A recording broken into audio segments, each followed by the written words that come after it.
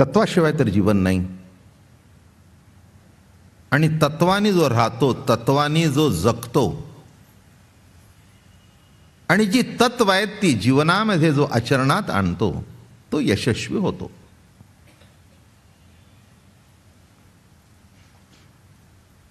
काय आहे, तत्वज्ञान शब्द माणसं वापरतात, पण गंमत अशी आहे की तत्व आहे पण त्याचं ज्ञान नाही. बडबड खूप आहे. पुष्कळशी माणसं इंग्रजी शब्द वापरतात, पण नेमका कुठे वापरायला पाहिजे तेच कळत नाही. बरं का, साधी साधी सुद्धा माणसं म्हणतात मिस्टेक झाली. आता सरळ चुकलं म्हणायचं, ते मिस्टेक काही गरज आहे का काही? तिला हे कळलं नाही की त्याला हे कळलं नाही की मिस्टेक शब्द वापरणं हीच मिस्टेक आहे. धेड कुदरी झालं ना, गरजच काय, त्यापेक्षा चुकलं, संपलं. मी कशा करता म्हणतोय, मला हे पुष्कळ अनुभव आले. एकदा मी एसटीत निघालो होतो. जाता जाता ते असं कोंडा असतो कडी, ते एक माणूस साधा होता, त्याला कळेना. हा कंडक्टर म्हणतोय लॉक काढ, लॉक काढ, लॉक काढ. ते त्याच्या तोंडाकडे, अरे म्हटलं लॉक का म्हणतोयस, त्याला लॉक म्हणतात, त्याला म्हण कडी काढ. कडी काढ म्हटल्यावर चटकन काढली आणि खाली उतरलं. मी म्हटलं कशाला एवढा गोंधळ करतोस? काय बोललो कळलं का मी? तत्व आहे पण ज्ञान नाही. तसं माणसा शब्दाचा प्रयोग करतात, शब्दाचा वापर करतात, पण नेमकं काय बोलतो हे त्याचं त्यालाच कळत नाही. म्हणून तत्वाला सोडून या जगात काहीही जरी नसलं तरी पण त्या तत्वाचं ज्ञान होणं हे अत्यंत आवश्यक आहे.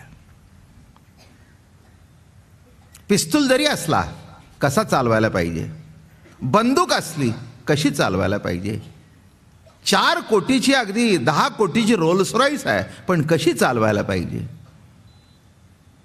एक म्हणला मी 10 कोटीची, मला काय ड्रायव्हरला का चालवायला देऊ? आता ती एवढी गाडी पॉवरफुल, अहो नुसतं टच झाल्याबरोबर 4ला उडवलं त्यांनी. म्हणलं 10 कोटीची गाडी ना, असं घडलं. म्हटलं 10 कोटीची गाडी तुला पैसे माहिती आहेत पण ते चालवायचं ज्ञान नाही. तसं जीवनाचा भाग असाच आहे की आपल्याला जे ज्ञान असायला पाहिजे ते असणं आवश्यक आहे. तसं माफ करा मला, आपण सगळे गणपतीचे भक्त आहोत, पण त्याचं ज्ञान परिपूर्णतेने होणं एवढ्या करता या लोकांनी मला 1 महिना प्रवचन करायला लावली. काय म्हटलं मी? हो, आत्ताच आमच्या अशोकरावनी एक फार सुंदर गोष्ट मला सांगितली. मध्ये म्हणे पेपरमध्ये छापून आलं की एका अट्टल चोराला पकडलं,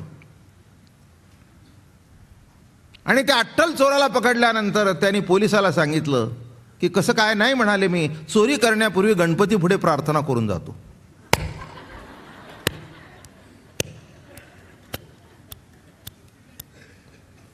आता एवढाच जर त्या गणपतीचा उपयोग असेल तर गणपतीही धन्य आणि भक्तही धन्य. मी काय म्हटलं, कशा करता सांगितलं, आत्ताच मी तेच बसवतो आमचे महेश वगैरे अप्पा की तुम्हाला जर हे कळलं नाही की काय गणपती प्रवचन कशा करता केली आम्ही महिनाभर, कोणत्याही गोष्टीकडे साधी म्हणून बघू नाही, केवळ रुपया म्हणून बघू नका, त्याच्याकडे लक्ष्मी म्हणून बघा, म्हणजे त्याचा अर्थ जास्ती चांगला कळेल. रुपया म्हणून बघितला तर तो वाटते तिथे खर्च होईल, आणि लक्ष्मी म्हणून बघितलं तर अर्थ एक कळेल की लक्ष्मीच्या मागोमाग नारायण आहे. हे त्यातलं तत्व समजून घ्या. हे त्यातलं तत्व आहे. लक्ष्मी म्हटल्यानंतर त्याच्यातला अर्थ पालटतो आणि पैसा म्हटल्यानंतर त्याच्यातला अर्थ पालटतो. तसं गणपतीचं आपण दर्शन घेतो, पांडुरंगाचं आम्ही दर्शन घेतो, कृष्ण भगवंताचं आता सुरू झालं, त्याच्यानंतर पुन्हा गणपती येतील, पुन्हा जातील. काय? पण त्यातलं मूळ जे तत्व आहे ते तत्व समजल्याशिवाय मला नाही वाटत. ठीक आहे, काही गरजा तुमच्या पुरी होतील, पण मला नाही असं वाटत की केवळ लौकिक गरजा पूर्ण होण्याकरता गणपती आहे. निज ज्ञानाची ओळख, त्या गणपतीची प्रतीती आपल्याला प्रतीत होणं हीच. कारण का, शेवटी देव हे तत्व एकच आहे. ते पांडुरंगात असू दे, पांडुरंगाच्या रूपाने असू दे, गणपतीच्या रूपाने असू दे, कृष्णाच्या रूपाने असू दे, रामाच्या रूपाने असू दे, नाही तर दत्ताच्या रूपाने असू दे, पण जे तत्व आहे त्या तत्वामध्ये तुझभर सुद्धा फरक नाही. हे पक्क समजून घ्या. मग तुम्ही म्हणाले आकार का? आकार काही नाही. ज्याला जो आकार प्रिय वाटतो तो त्याने उपासना केली. साधं सरळ गणित आहे. काय आता तत्वज्ञानाचं सार जर एका शब्दात आलं, एकमेवाद्वितीयम ब्रह्म, एकमेव, एकच, संपलं. मग एक म्हटल्यानंतर 33 कोटी बसवायची कुठे? 33 कोटी बसवायची कुठे? याचा मूलभूत अर्थ असा आहे की एक मूळ तत्व समजून घ्या. पण एक समजून घ्या, एकच तत्व भिन्न भिन्न रूपाने प्रगट होत असतं. माझ्यावरच सांगतो. मी कोणाचा तरी मुलगा, मी कोणाचा तरी नातू, मी कोणाचा तरी आजोबा, मी कोणाचा तरी पती, मी कोणाचा तरी भाऊ, मी कोणाचा तरी बाप, मी कोणाचा तरी गुरु, मी कोणाचा तरी शिष्य, मी कोणाचा तरी मालक. माझं बोलणं कळलं का? एकच व्यक्ती इतक्या रूपाने प्रगट होते. एक मुलगी आपल्या घरात आली की एकाची बायको, दुसऱ्याची सून, तिसऱ्याची भाऊजाई. काय पण गंमत असते त्याच्यामध्ये सुद्धा. सासऱ्याची सून असते आणि सासूची सून असते. बघा कशी खसखस चटकन पिकली. काय सून कोणाची? सून हा शब्द कॉमन आला ना. सासऱ्याची ही सून, सासूची ही सून. आता हे काही सांगायला पाहिजे मी तुम्हाला? बरं का, सासरा जितका सुनेबद्दल मनमोकळेपणाने बोलेल तितकी सासू कधीही बोलणार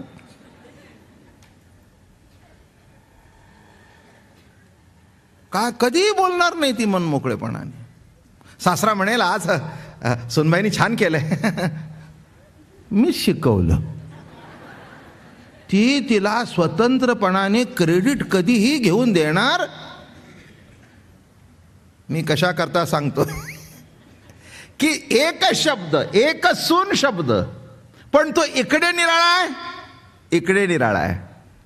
काय? इकडे बघण्याची दृष्टी निराळी आहे, इकडे बघण्याची दृष्टी निराळी आहे. मग एक व्यक्ती इतक्या रूपाने जर प्रगट होते तर मग एक ईश्वरी सत्ता इतक्या रूपाने प्रगट झाली तर काय अडचण आहे? काहीच अडचण, काहीच अडचण नाही. ज्या त्या वेळेला जे ते. आता गणेश चतुर्थी आली की झालं, सुख करता दुःखार्ता सुरू झालं. आषाढी वारी की युगी 28 विटेवरी उभा.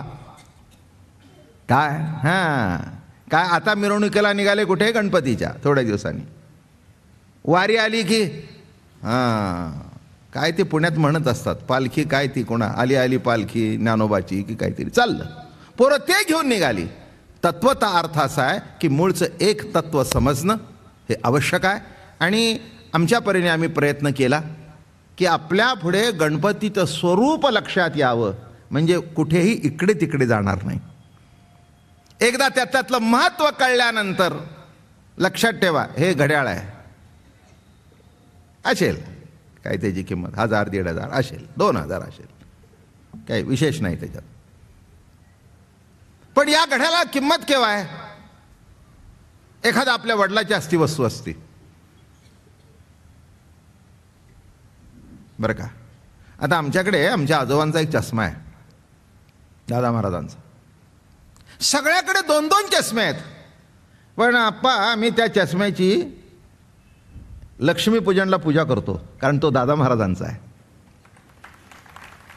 माझं बोलणं कळलं? आमच्या सद्गुरूने तो चष्मा वापरला, आपल्या डोळ्याला रोज लावत होते, म्हणून लक्ष्मीपूजना दिवशी तेही बॉक्स तिथे ठेवलेलं असतं, त्याचीही पूजा करतो. चष्माच, काचाच, पण त्या कुणाच्या आहेत हे लक्षात आल्यानंतर तो चष्मा सुद्धा पूजेची वस्तू ठरतो. तसं देव कोण आहे, गणपती कोण आहे, काय आहे? अरे हा कुणीही चष्मा डोळ्याला लावलाय, त्या चष्म्याला वंदन करताना असं वाटतं दादा महाराजांनी हा चष्मा लावून ज्ञानेश्वरी सांगितली. शेवटी जीवनामध्ये संताचा चष्मा मिळणं हे महत्वाचं आहे ना, नाही का? साधू संताचा चष्मा मिळणं, त्यांची दृष्टी आपल्याला प्राप्त होणं. कशा करता मी हे सांगतोय? कारण आता आवरत आलंय प्रवचन, बरं का, उद्या आणि परवा. तेव्हा याच्यातला महत्वाचा भाग लक्षात घ्या. नुसतं कोणी विचारलं तर म्हणू नका आम्ही गणपतीवर ऐकलं. नव्हे नव्हे नव्हे, माऊलीच्या शब्दात गणपतीचं स्वरूप ऐकलं, हे महत्व कळायला पाहिजे. नाही तर ठीक आहे, बाकीचा सगळा तुम्हाला माहिती आहे. आणि म्हणून काल आपलं प्रवचन चालता चालता सोंड सांगितली, आता त्याच्या पुढचा भाग आहे. तरी संवाद तोची दशनू दो समता शुभ्रवर्णू देव उन्मेष सूक्ष्मे क्षग्नो विगड राजू. तसेच प्रश्न रूपी चर्चा हाच गणेशाचा दात होय. एक खंडित आहे आणि एक दात आहे. तो कसा आहे? अत्यंत शुभ्र, बरं का. म्हणजे शुभ्र दात शब्दाचा अर्थ कळला का? म्हणजे निपक्षपातीपणाने चर्चा केली जाते. काही माणसं दात खाऊन चर्चा करतात, कळलं का? आता गणपती बाप्पा दात दाखवून चर्चा करतायत. वर्म लक्षात घ्या. दात धर असं दातोट खाऊन, त्याचाही सांगतो मी तुम्हाला. हां, तसं इथे कसं आहे? निपक्षपातीपणा हाच पांढरा रंग आहे. ज्ञानरूप बारीक डोळे असलेल्या विघ्नाचे नियमक आहे. देव उन्मेष सूक्ष्मे क्षणो विघ्न राजू. आता भाग असा आहे की संवाद म्हणजे प्रश्न उत्तररूपी संभाषण, बरं का. त्याच्यात काय आहे? वाद, जल्प, वितंड असे 3 प्रकार आहेत वादाचे. काही काही वेळेला कसं असतं, आपलेच मत खरे करण्याच्या उद्देशाने केलेले भाषण हे जल्प म्हणतात. आपलंच, मी म्हणतो तेच खरं. काही काही माणसं फार दुराग्रही असतात. मी म्हणतोय ना, म्हणजे ते ना तुम्ही समजून जरी सांगितलं तर तो ग्रस्त कधी ऐकणार नाही. मी म्हणतो तेच खरं. अशी जी माणसं असतात ती वाद घालतात, ती कोणाचं ऐकून घेत नाहीत. तुमच्या घरात असतीलच की, काय तोटा आहे का काही? नाही तर बाहेरची तरी कोणीतरी माहितीची. काही घरामध्ये बायको जल्प करणारी असते, काही घरामध्ये पुरुष असतात, काही घरामध्ये दुसरी माणसं असतात. ऐकून घ्यायचं, चुकीचं असलं तरी हां, त्या वादाला काय म्हटलं हे प्रकार सांगतो. जल्प म्हणतात. माझंच मत खरं, बस. म्हणजे त्याच्यामध्ये तुमच्याकडून ते ऐकून घेतील. एक लक्षात घ्या, समोरच्याचं बरोबर आहे हे जरी कळलेलं असलं तरी कबूल करायचं आणि वाद घालत बसायचा, जल्प. आणि असा जेव्हा वाद होतो तेव्हा तो त्रास देतो, त्रासच देतो, नाही का. अनेक ठिकाणी असे वाद होत राहतात, नाही असं काही नाही. संसारामध्ये तर पावलोपावली होतच असतात. घरात होतात, दारात होतात, बाहेर होतात. जल्प, बरं का. मला असं वाटतं जरा खोलवर जाऊन विचार केला ना तर हे जल्पवाद करत असताना मनामध्ये जळजळ असते. काय असतं? जळाऊपणा असतो, असा आतमध्ये तापलेला असतो. आणि त्याला एकच ठरवलेलं असतं की हा जो बोलेल ते ऐकायचं नाही. काही वेळेला असं घरात आपल्या पुष्कळ घडतं, बाहेर घडतं, नाही ऐकायचं. याने बोललंय ना काय, अहो मीटिंगमध्ये सुद्धा असं होतं की एखादा जर असेल ना तर मग ते 4-5 जण ठरवतात, त्याने काही जरी बोललं तर हाणून पाडायचं. या जल्पाचं दर्शन घडायचं असेल तर TV लावावा आणि लोकसभा बघावी. TV लावा, काही नाही, ओरडतच असतात, ऐकतच नाहीत, नाही का, ऐकतच नाहीत. काय चालू आहे काय नाही. यांचं खरं असलं तरी आपण विरोधी पक्षात बसलोय, हाण. ते म्हणतात कसं, हाण. झालं, इकडून तिकडून सुरू. आणि शेवटी तो म्हणतो उद्या 1 वाजेपर्यंत सभा संपलं. कळलं का? आता आणखीन आता चांगला जल्प कळला असेल तुम्हाला की शेवटी एक संस्कृतमध्ये म्हण आहे, वादे वादे जायचे तत्वबोधा. तत्वबोधा नाही, कंठशोषा. वादे वादे जायते कुठे? वाद करून करून करून शेवटी कंठशोष झाला, पण पदरात काही पडलं. म्हणून हा एक जल्प झाला. मग पक्षहीन पण केवळ परम दूषणाकरता केलेल्या भाषणास वितंड म्हणतात. काय म्हणतात? स्वपक्षाची मांडणी करण्याकरता, स्वपक्षाची मांडणी करायची, पण परमतातलं दूषण दाखवण्याकरता आपलं मत मांडायचं आणि तुमच्यात दूषण कसं आहे हे दाखवायचं, या भाषणास वितंड म्हणतात. आपण बोलतो ना, आपल्या बोलण्यात येतो शब्द, उगीच वितंडवाद घालू नका. वितंडवाद शब्दाचा अर्थ असा आहे की आपलं मत तर प्रस्थापित करायचं. नीट लक्षात घ्या, समजून घ्या नीट. आपलं मत नुसतं प्रस्थापित करायचं नाही, तुमचा दोष दाखवायचा आणि आपलं मत प्रस्थापित करायचं. इथे वर कसं आहे? वादच. इथे कसं आहे? माझं कसं बरोबर आहे. वर कसं आहे? बरोबर बरोबर माहिती नाही, तू बोलतोयस ना म्हणजे चुकीचंच आहे. जल्प. इथे चर्चा बिरच्या याच्या तोंडातून आला ना, चोकच चोकच. काही कळायला घडतं. सुनेनी सांगितलं ना, चुकच. मग सुनी म्हणते, सासूबाईंनी सांगितलं, चुकच. काही काही नवरा बायको अशी असतात, रसिकेच. त्यांनी एक सांगितलं की तिने दुसरं काढलंच. काय म्हणजे माझं म्हणणं कळलं का? हा एक जल्प निराळा. पण इथे कसं आहे? स्वमत प्रस्थापित करण्याकरता, मग तुमचं तुम्ही मत प्रस्थापित करा की नाही, आमचं प्रस्थापित करत असताना तुमचं चुकीचं कसं आहे हे माप तुमच्या पदरात घालायचं. त्याला काय म्हणतात? वितंड. आता एक जल्प सांगितला, एक वितंड सांगितला. आता शेवटी इथे शब्द काय आलाय? तरी संवाद तोची दशनो. आता जवळजवळ 1 महिना तुम्ही जे खुशीने येता, टाळ्या वाजवता, हसता, का कळलं का तुम्हाला? हा तुमच्या माझ्यातला संवाद आहे. हे मूळ लक्षात घ्या. कारण का मला संवाद सांगायचा आहे, बाकी वादाचे प्रकार सांगायचे म्हणून 2 सांगितले. त्याच्यात काही विशेष महत्त्वाचा भाग आहे असं नव्हे, पण का सांगितलं माहिती असावं. मी एकच सांगतो तुम्हाला, जल्पवाद करून कधी जमणार नाही, वितंडवाद करून कधी जमणार नाही. संसार जर चांगला चालायचा असेल तर पती पत्नीमध्ये संवाद असायला पाहिजे. हे एवढं जरी कळलं तरी गणपती पुष्कळ होईल आपल्याला. माझं बोलणं कळलं? पती पत्नी म्हणजे काय पाहिजे? संवाद. बरं का? बोलून चालून हसून खेळून. ते असं करायचं आहे, तसं करायचं आहे, नाही नाही ते असं नाही, बरं बरं बरं बरं ठीक आहे, चला या वेळेला तुमचं पण पुढच्या वेळेला माझं ऐकलं पाहिजे. चला. काय होतं ना, दोघाला एकमेकाचं ऐकावंच लागतं. म्हणजे एका ठिकाणी राहायचं असेल तर, एका ठिकाणी राहायचं असेल तर संवाद साधावाच लागतो नाही का? ते जर जमायचं नसेल तर संवाद जमणार नाही. मी म्हणते ते खरा. काय केलं तुम्ही? काय केलं? नुसतं पैसे आणून दिलं म्हणजे घर चालत नसतं.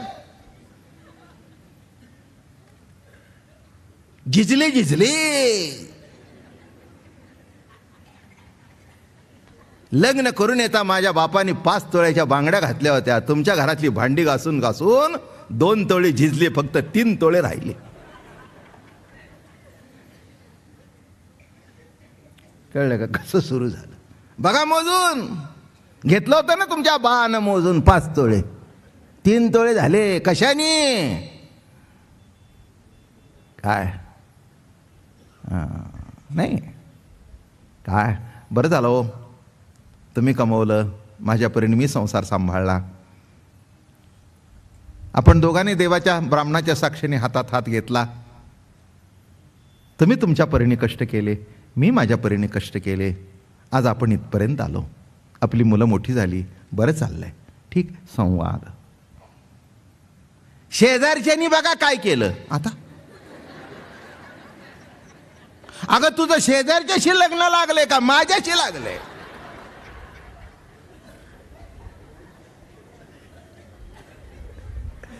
आता हे मला सांगायची पाळी आहे का नाही? काय काय नाही. अहो हे जल्प काय, वितंडवाद काय, संवाद काय, याचे नमुने तुम्हाला करून दाखवल्याशिवाय तर तुम्हाला कळायचं नाही.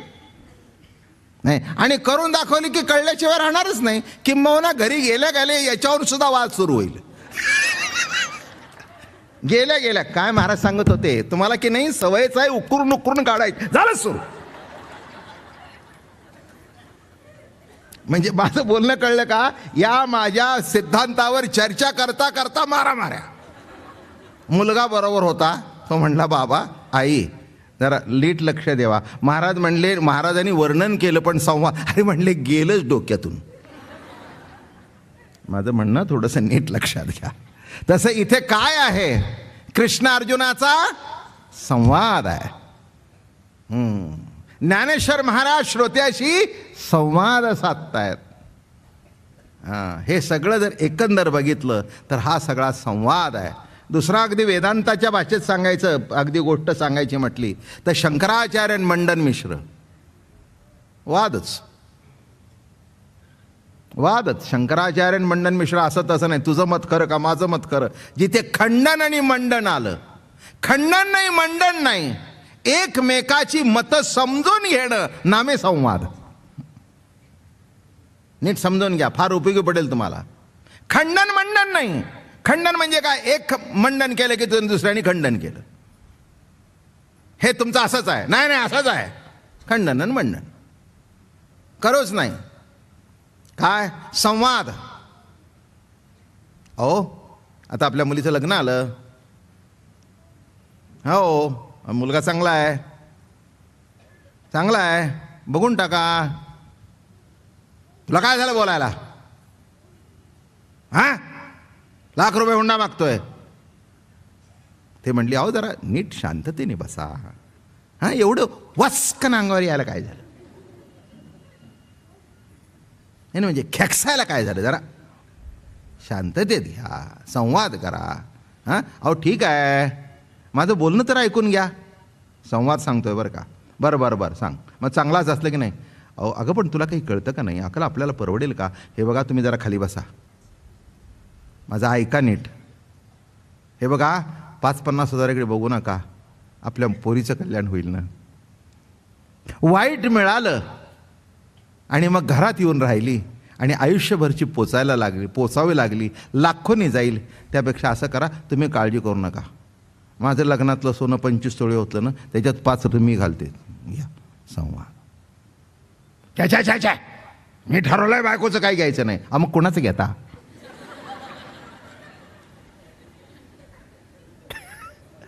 काय अहो कोणाचं घेता? आणि शेवटी ती म्हणली अहो मी तुम्हाला देत नाही, माझ्या पुरीला देते. तुम्ही म्हणला एवढं ₹1,00,000 ₹2,00,000 परवडणार नाहीत म्हणून मी तुमच्याशी संवाद साधते. आम्ही बायकाचं घेतो. उगीच वाद करू. याच्यातून मी काय म्हणते नीट आहे. मग दुसरा म्हणला अगदी तुझं बरोबर आहे, ठीक आहे, पण एका अटीवर तुझं घेणार. घेतो मी तुझं. रिटायर झाल्यानंतर जी ग्रॅच्युटी येईल त्याच्यातून पहिलं 5 तोळे. हां मी 5 तोळे नाही 10 तोळे घेईन. 5 तोळे कशा करता? व्याज नको का द्यायला? माझं सोनं जर तुम्ही वापरलं. काय गोड संवाद. अगं काय म्हणाला, तुझं माझं आयुष्य इतकं सुंदर झालं ना, अजून 5 माग देईन. येणारच आहेत. 7-8 लाख रुपये माझ्या हातात येणार आहे, त्यातले गेले तुला थोडे. आणि तू तरी कुठे घेऊन जाणार आहेस? त्या रूपाने शिल्लकच टाकली. ती सुद्धा इन्व्हेस्टमेंटच आहे. तुला दिलं म्हणजे कुठे दिलं? तू काय घेऊन जाणार आहेस का? नीट लक्षात घ्या. आयुष्यात संवाद साधायला शिका. संवाद साधायला शिकल्यानंतर बरं का, हो एखादी गोष्ट आपल्या पत्नीने सांगितली, योग्य असेल तर तिची मान्य करायला काही हरकत नाही. आपलाच अट्टहास करण्याचं काही कारण नाही आहे बरं का. काही करायचं काही कारण नाही आहे. नवऱ्याचं असेल तर बायकोने अगदी उगीच नाकाला जीभ लावून बसायचं काही कारण नाही. असेल तर योग्य. पण एक लक्षात ठेवा, हा गणपती एवढ्या करताय की दोघांनी योग्य बोलावं, दोघांनी योग्य वागावं आणि योग्य बोलण्यातून, योग्य वागण्यातून, योग्य चालण्यातून जीवन हा एक संवाद होतो. आणि नुसता संवाद नाही तर सुसंवाद. कसा संवाद होतो? म्हणून या ठिकाणी महाराज म्हणाले, तरी संवाद तोची दशनू शुभ्र. शुभ्र कसा आहे? अत्यंत शुभ्र, अत्यंत दिसायला चांगला. कसा आहे? आता तुम्हाला त्या टीव्हीला दिसते ना जाहिरात,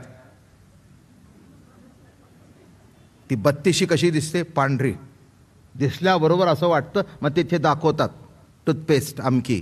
ते आता सध्या जाहिरात चालू आहे कोलगेटची. 12 दोष जातात टीव्हीला. किती? तुमच्या दातातले रक्त येणं, अमकं पायरुया होणं, हिरड्या दुखणं, अमकं काय. स्वच्छ खरंच आहे की ज्याच्याने आपण आपलं अन्नाचं प्राशन करणार, ज्याच्याने चावणार, ते जर स्वच्छ नसले तर त्याच्या माध्यमातून किडा पोटात जाईल, दोष पोटात जाईल. म्हणून महाराज या ठिकाणी म्हणतायत, संवाद तोची दशणू जो समता शुभ्र वर्णू. शुभ्र वर्ण शुद्ध आहे. एक सुंदर प्रमाण आहे इथे, करू आवडीने वाद तुमच्या सुखाचा संवाद. आत्ताच सांगितलं, काय गोड प्रमाण आहे बघा. करू आवडीने वाद, काय म्हणतात महाराज? करू आवडीने वाद, करू सुखाचा संवाद. पती पत्नीमध्ये, बाप मुलामध्ये असे वाद असावेत. हे जे संवाद आहेत ना, थोडंसं जरा इकडे तिकडे असलं ना, त्याच्यातून सुद्धा मजा असते. हो जरा अधूनमधून बायकोला चिडवत चला, बरंच असतं, संवाद असतो. अरे का, जरा बायकोनी सुद्धा नवऱ्याला अधूनमधून चिमटे काढावे, संवाद असतात हे.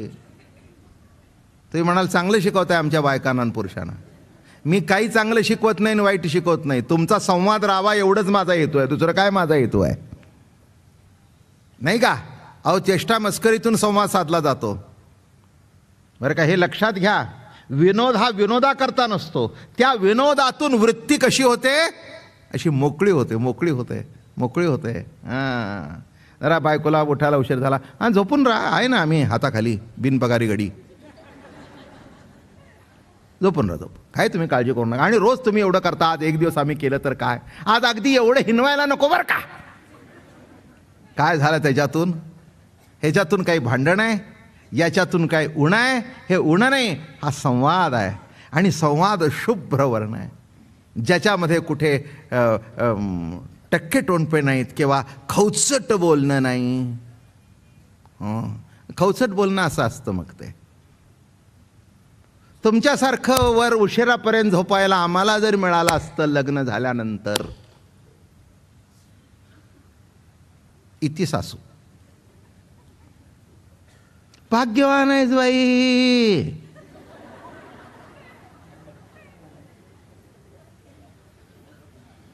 सात 7 वाजेपर्यंत झोपतीयेस. तुझ्या भाग्याने घरात नळ आलं. आम्ही मोळा मोठ्याला जाऊन डोक्यावर पाणी होत होतो, रांजणाचं पाणी ओढत होतं. भाग्यवान आहेस. तुला तरी काय नाव ठेवावं, आमचंच घे हाडून.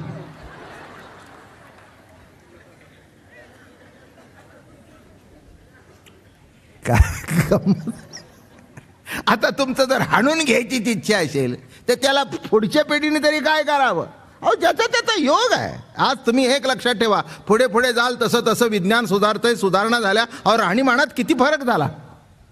एक 50 वर्षापूर्वी पुण्याला आला असता तर इथला समाज निराळा दिसला असता, आणि आज आला तर आजचा समाज निराळा आहे.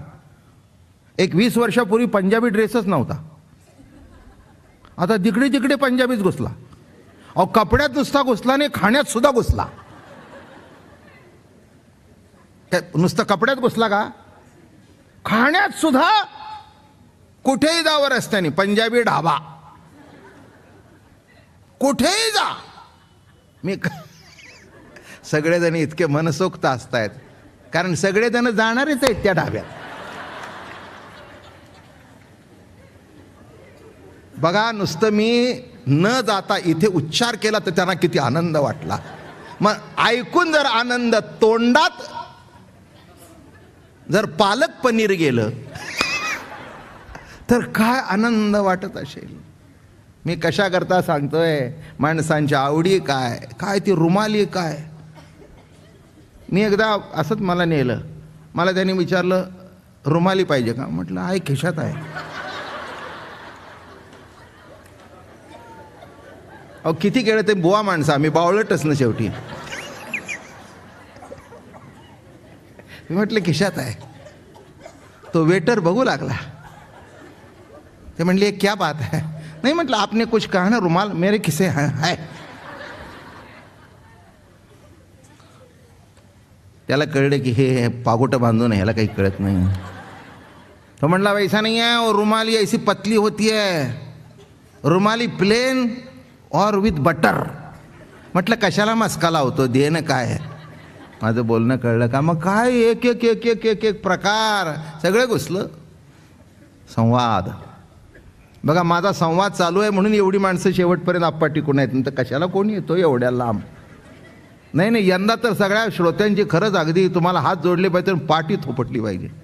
तुम्ही पाऊस म्हणत नाही, पूर म्हणत नाही, आलं म्हणत नाही, काही नाही, हजर जिकडे बघावं तिकडे जागा भरली. काय आता ही म्हातारी बोलली सुद्धा, ती सुद्धा इथे बसलेली काय जागा सोडत नाहीत. मला एकच सांगायचं आहे, आयुष्यभर एवढंच करा, ज्या जागेवर बसलाय ते आयुष्यभर सोडू नका, म्हणजे खूप झालं. बस एवढंच आहे, सार आहे याचं. काय गणपतीच्या पायाशी जो बसलाय ती जागा आयुष्यभर सोडू नका. तो गणपती बाप्पा, पांडुरंग, राम म्हणा, कृष्ण म्हणा, काहीही कमी पडून देणार नाही, पण ती जागा सोडू नका. आणि जागा केव्हा सोडणार नाही, ही प्रवचनं जागी राहून ऐकली असेल तर. जागी राहून जर प्रवचन ऐकली असेल तर माझी खात्री आहे जागा सुटणारच नाही. आणि पुढे सांगतायत, उन्मेष सूक्ष्मे क्षणू. हे गजाननाचे डोळे कसे आहेत, हत्तीचे डोळे असे बारीक असतात. एक तुम्हाला सांगू का, असे बारीक नजरेने बघितले की दिसतं नीट. कसं दिसतं माणसाला, नजर कशी असावी.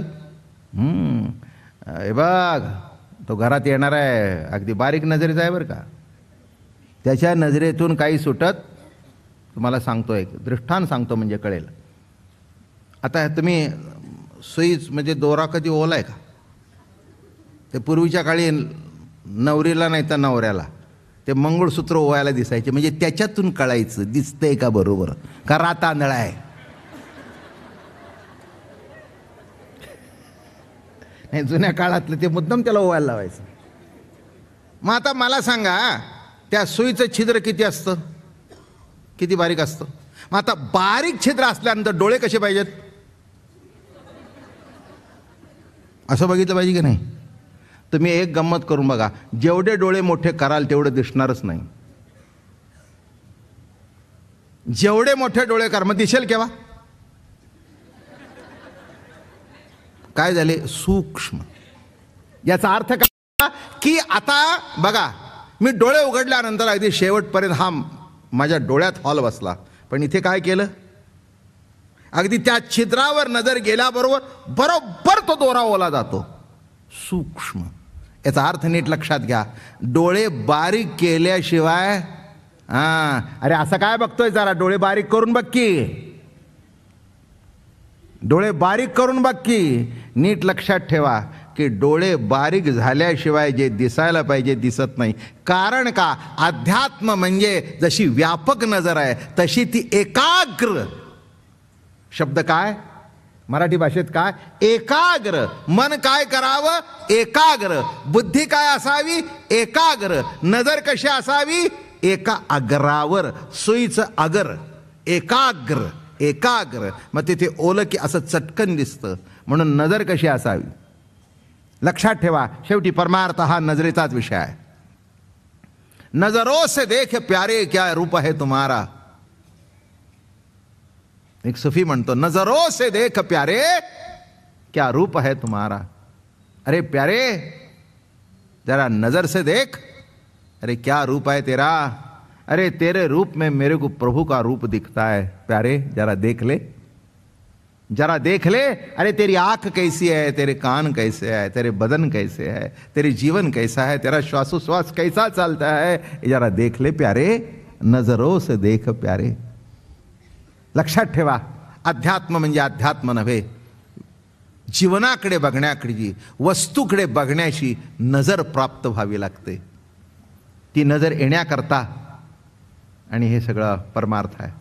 नजर नाही आली तर काय उपयोग आहे हो, बरं का. नजर आल्यानंतर आपल्याला कळतं. लहानपणी आपण वाचतो आणि नजर आल्यानंतर म्हणतो ती लहानपणीची कविता काय सुंदर होती, लहानपणी आम्ही म्हणत होतो पण आता आम्हाला कळते. माझं बोलणं नीट लक्षात घ्या. प्रत्येक गोष्टीकडे बघण्याची नजर असते. काय हे आता, हे काय, हे आहे, हे आहे, हे आहे, हे बरोबर आहे, बरोबर आहे, बरोबर आहे, बरोबर आहे. आता ह्या माणसाने एवढ्या वायर बसवलेल्या आहेत, आपण बघतो आपल्याला ते बरोबरच वाटतं, आणि बरोबर नाही चाललं की तो म्हणतो हां इतकी सटकली. मी म्हटलं तुला कसं दिसलं? म्हणलं दिसायचं काय, रात्रंदिवस ते करतोय म्हणून नजर तिथे गेली. माझं बोलणं कळलं का? हां, म्हणजे दिसणं आणि बघण्याची नजर येणं. ज्ञानेश्वरी वाचायला मी त्याला म्हटलं तू वाच, ते म्हटले हो महाराज हे याच्यातलं सांगा, याच्यातली नजरच माझ्याकडे नाही, याच्यातली नजर माझ्याकडे नाही. तसं नीट लक्षात घ्या, प्रत्येक गोष्टीची नजर आहे, नजर यावी लागते. परवाच ते आता त्या डोळ्यांचा सत्कार झाला ना महानगर करलो, तिथे गमतीने दृष्टांत सांगितलं, ऐकलं असेल तुम्ही. नजर आली पाहिजे म्हटलं की नाही, तर ते फार सगळे फार खुश झाले मंडळी ऐकून. म्हटलं मराठी भाषा किती गमतीची आहे. एक मनुष्य माझ्या समोरून आला आणि काळा चष्मा लावला होता असा. मी त्याला विचारलं का रे बाबा, का काळा चष्मा का लावला? तर त्याने काढल्यावर मला दिसलं डोळे लाल झाले होते. मला म्हणला माझे डोळे आलेत. काय म्हणला मला? आणि डोळे आल्यापासून म्हणला नीट दिसतच नाही. आता ठीक आहे म्हटलं बाबा. 5-6 दिवसांनी मला पुन्हा समोर आला. कसं काय महाराज, आज चांगलं दिसलाय बरं का, डोळे गेले. ये मराठीची आहे नगरी. काय तिथे सांगितलं, जे खसखस पिकली त्या महानगरपालिका, कारण ते आमच्या डोळ्यांचा सत्कार होता, त्यांचं नाव डोळेच. डोळ्यांची ऑपरेशन जवळजवळ कितीतरी हजारोनी लाखोने केली. म्हणून तो विषय चालला होता की कसं मराठी भाषा आहे, दिसत का नाही तर डोळे आले म्हणून, आणि दिसायला का लागलं तर डोळे गेले म्हणून. आता ही कोणत्या डिक्शनरीतले शब्द आहेत? काय गंमत आहे बघा. हीच मराठी भाषा कळली पाहिजे. तिथे अजून एक दृष्टांत आता उभं राहून सांगत होतो, वेळी नव्हता. आमचे लोकमान्य टिळकांना एक इंग्रजी पादरी इथे आला आणि तो मराठी शिकला. मराठी शिकल्यावर टिळकांच्याकडे आला, म्हणाला लोकमान्य आम्हाला तुमची मराठी उत्तम येते. ते ग्रॅमर बिमर त्याने पाठ केलं. बरोबर, ती माणसं हुशार असतात तसे, त्याच्याबद्दल काही प्रश्न नाही. अगदी तुम्हाला जेवढं व्याकरण येत नाही तेवढं त्याला येत होतं. टिळक म्हणाले तसं नाही हो, ती आमची प्रॅक्टिकल लँग्वेज आहे, ते तुम्हाला समजलं पाहिजे. नाही हो म्हणाले, काही असू दे मला चटकन समजतं, तुम्ही काही सांगा चटकन मी तुम्हाला भाषांतर करून सांगतो. ठीक आहे म्हणले. मग 2-4 मिनटं झालं. काय म्हणाले, मग त्यांची एक अशी मुलगी होती घरातली, तिला बोलवली. म्हणले बाई इकडे, हे तुला पाहायला आलेत.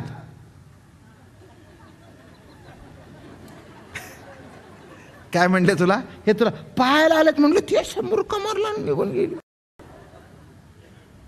ते म्हणले what happen to this girl,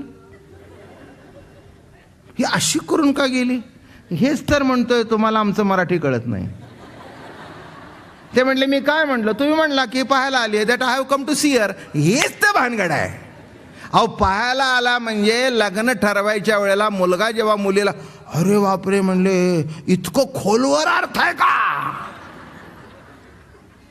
तसं डोळे आले आणि डोळे गेले. किती मराठी भाषा मजेशीर आहे. लक्षात ठेवा. तर ते इथे डोळ्याचाच विषय चाललाय म्हणून सांगितलं. सूक्ष्म, अति बारीक हत्तीची नजर कशी आहे, म्हणून तो असा असा असा असा असा चालतो. बरोबर बरोबर दिसतं त्याला. बारीक नजर पाहिजे. नीट लक्षात ठेवा, ज्ञान संपादन करण्याकरता दृष्टीसुद्धा बारीक पाहिजे. हे बघा, उन्मेष, उन्मेष शब्दाचा अर्थ ज्ञान. आपल्याकडे दृष्टी आहे पण ज्ञान दृष्टी नाही. काय पाहिजे आपल्याला? ज्ञान दृष्टी आली की जगताकडे बघण्याचा सगळा विषय संपून जातो.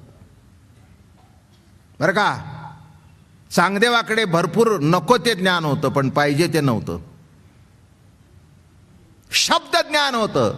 महाराज म्हणाले, शब्द ज्ञाने होसी आगळा, म्हणसी नबी हे कळी काळा, बोधे विण सुख सोहळा, आहे तो जिव्हाळा वेगळाची, भस्म उधळण जटा भारू. काय गोड लिहित आहेत महाराज. शब्द ज्ञाने होसी आगळा. चांगदेवाजवळ शब्द ज्ञान खूप होतं. 14 विद्या 64 कला, सर्व होतं, पण जे असायला पाहिजे ते नव्हतं. एखादी चांगली मोठ्याची बाई गेली की नाही, मग तिचं प्रेत सजवतात. बरं का, बांगड्या पाटल्या आणि म्हणजे तिथपर्यंतच. तुम्हाला काय वाटलं, बरोबर जाऊन गोंधळ आहे बोली. साडी बिडी अमकं तमकं सगळं नथ बीत घालतात तिला. काय दृष्टांत नाही का कळला? अरे किती सजवलं तरी ते मडच आहे. किती सजवलं तरी ते मडच आहे. तसं किती ज्ञान असलं आणि निज ज्ञान नसलं तर त्या ज्ञानाची किंमत मड्याला सजवलेल्या अलंकारासारखी आहे. हेच याच्यातलं वर्म आहे. काय असून करता, शब्द ज्ञान पुष्कळ आहे. एका शब्दाचे 50 अर्थ करताय. तुम्ही डिक्शनरी काढून बघा, योग या शब्दाचे 108 अर्थ आहेत. किती अर्थ लिहिलेत बघा. ज्ञान योग, भक्ती योग, कर्म योग, हट योग, भांडायचा, तुमच्या आमच्या भेटीचा योग, जेवणाचा योग, सिनेमा बघायचा योग, दारू प्यायचा, गुटखा खायचा, आता लावा योग. बरं का, आज महाराज प्रथमच महिन्यात तुमचं प्रवचन ऐकण्याचा योग नाही का, हा सुद्धा योगच लागतो. योग आल्याशिवाय कोणत्याही गोष्टी घडत काही काही वेळेला असं घडतं बरं का अशोकराव, महिना प्रवचन चालून सुद्धा योगच येत नाही. आला आला आला. मग काय घडलं आज? योग. कशाचा? प्रवचन ऐकायचा. म्हणजे याला सुद्धा पण एक आहे, योगा करता 2 काहीतरी लागतं. तसं व्यक्ती आणि कार्य हे दोन्ही मिळून आलं, चांगला लग्नाचा योग जुळून आला. काय म्हटलं पुढचा अजून शब्द, योगा योग. योगा योग. तसे या गोष्टी सगळ्या जुळून याव्या लागतात. त्याच्याकरता काय लागतं? एकच शब्द नीट लक्षात घ्या, ज्ञानदृष्टी. शब्द ज्ञान असून जमत नाही. ज्ञानदृष्टी प्राप्त झाली. अरे एवढा तर चांगदेव 14 विद्या 64 कला सगळं. अहो तो निघताना किती शिष्य त्याच्याबरोबर माहिती आहे तुम्हाला? 60,000 ताफाच्या ताफा निघायचा. हो, पण शेवटी कळलं नाही राजमान्य राजश्री लिहावं का चिरंजीव लिहावं. किती आश्चर्य आहे. एक लक्षात आलं का, तिथे शब्द सुद्धा सुचले नाहीत, तिथेही तोकडं पडलं. कारण जे भेटायला आला ब्राह्मण त्यांनी सांगितलं, महाराज अलौकिक अलौकिक अलौकिक अलौकिक. काय अलौकिक? हो रेडा बोलो रेडा बोलो. ज्याच्या घरी जेवायला गेले त्याचे पितर आणले. अरे बाबा हे तर काही निराळच आहे. मग काय लावं? नाही म्हणले, एवढा मोठा अवतारी पुरुष दिसतो, आपण पत्र लिहावं माहिती आहे आपल्याला. मग आता घेतलं टाक, ली म्हणाले. किती वर्षाचं वर आहे? जे 14-15 वर्षाचं लहान आहे. असं आहे, ली चिरंजीव. मग म्हणले नाही, बरोबर दिसत नाही. आपल्याला जे येत नाही ते त्याला येतंय. मग लिहा राजमान्य राजश्री. कसं हे एवढं पोर लहान. आपण ते अशाचे 14 वर्षाचं 15 वर्षाचं, आपण 1400 वर्ष जगलो. पण एका चिमुरडीने उतरवली त्यांची. ते चांगदेवाला काय सवय होती माहिती आहे का? त्यांना ती संजीवनी विद्या येत होती. मग अशा समाधी लावून बसायचा.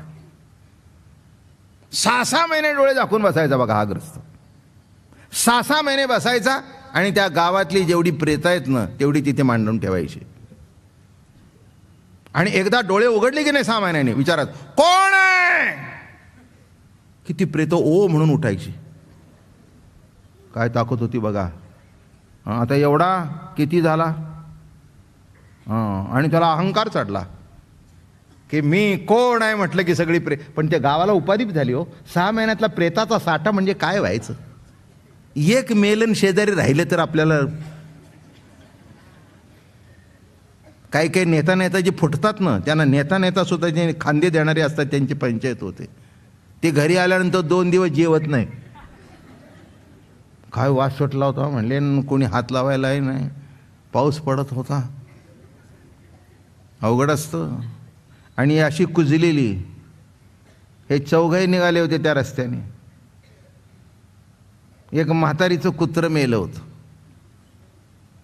ते त्यांनी सांगितलं जा मुक्ताबाईला की ही अशी मेलेली माणसानं हा उठवतो. अरे म्हणले देव झाला मग हा. एक लक्षात घ्या, जे महापुरुष असतात ते ईश्वरी घटनेच्या आड येत नाहीत. जे काही आहे बस त्याच्यामध्ये कधीही बदल करत नाहीत. फक्त एकच करतात, जे जे घडेल ते स्वीकारण्याची शक्ती देतात. शक्ती देतात, शक्ती देतात. असं कोणी म्हणू नये की तुम्ही चांगलं करायला लागल्यानंतर लोक लगेच हार घालतील. कशाचे घालतील कोणाला माहीत. असं समजण्याचा काय तुम्हालाही अनुभव आहे आणि मलाही आहे. काय घडलं आपल्या त्या सप्त्याच्या टायमाला. अगदी हारतो रे काय. तरी पण या मंडळीने ते कार्य चालू ठेवलं. आज काय किती आनंद आहे. काय आम्ही त्याच्यातून गेलो. लक्षात ठेवा, हे होतच, हे होतच असतं. चांगलं होतं, वाईट होतं, सुख येतं, दुःख येतं, खरं वाटणीला येतं. जे तुम्ही केलं नाही ते तुमच्या नावावर चिकटवलं जातं. जे तुम्ही करत नाही ते करता म्हणून सांगितलं जातं. कळलं का तुम्हाला. हे जग म्हणून तुकाराम महाराजांना जेव्हा असे वाईट प्रसंग आले काय म्हणावं. हे जग नाही म्हणले ओ काय, ओ काय म्हणाले. अवघड असतं. पण एवढ्यातून मार्ग काढण्याचा सामान्य माणूस खचून जातो.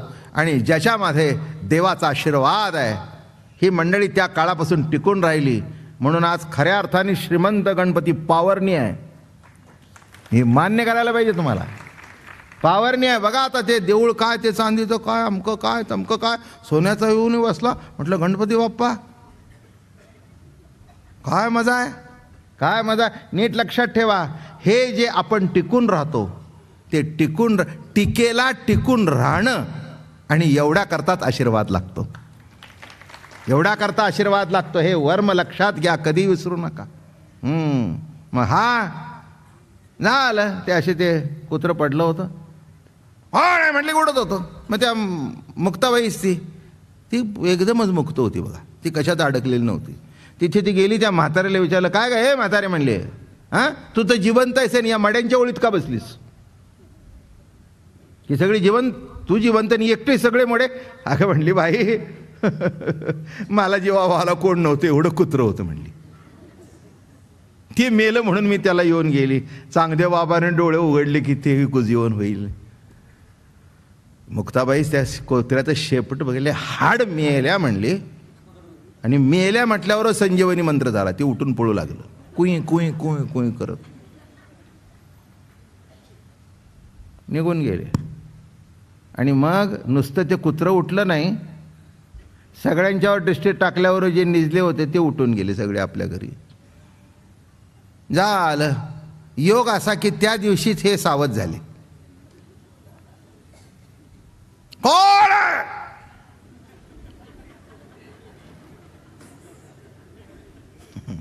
खरं सांगू का, त्या दिवशी कुत्रं सुद्धा नव्हतं.